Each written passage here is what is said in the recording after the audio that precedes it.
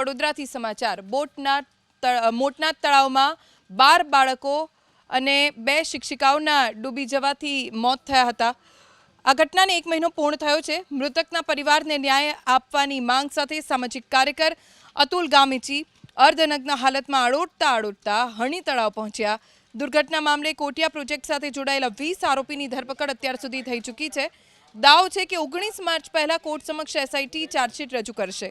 જો કે સામાજિક કાર્યકર અતુલ ગામેચીની માંગ છે કે કોર્પોરેશનના અધિકારીઓ અને શાળા સંચાલકો વિરુદ્ધ પણ કાર્યવાહી થવી જોઈએ। 12 બાળકોના પરિવાર નહીં, 2 શિક્ષકોના પરિવાર નહીં, વડોદરા શહેર નહીં, ગુજરાત નહીં, પરંતુ ભારત અને વિશ્વની નજર આ રિપોર્ટ પર છે કે કોણે સજા કરવામાં આવી છે। જે રીતે જોવા જઈએ તો વડોદરા મહાનગરપાલિકા દ્વારા હાલમાં 2 નાની માછલીઓ પર કાર્યવાહી કરી છે અને મગરોને છોડવાનો પ્રયાસ કરવામાં આવી રહ્યો છે।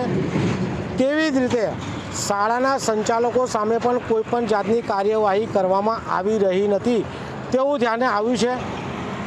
ગુજરાત સરકારમાં જો રિપોર્ટ આવી ગયો હોય તો રિપોર્ટ વહેલામાં વહેલી જાહેર કરે। રિપોર્ટ જાહેર કરવાથી ખબર પડશે કે કોની પર ગાડીઓ કસાયો છે। રિપોર્ટ જાહેર નથી કરતા તો ક્યાંક એવી શંકા કુશંકા સેવાઈ રહી છે। મોટા ભાગના અધિકારીઓને કે શાળા સંચાલકોને છોડવાનો પ્રયાસ થઈ રહ્યો છે।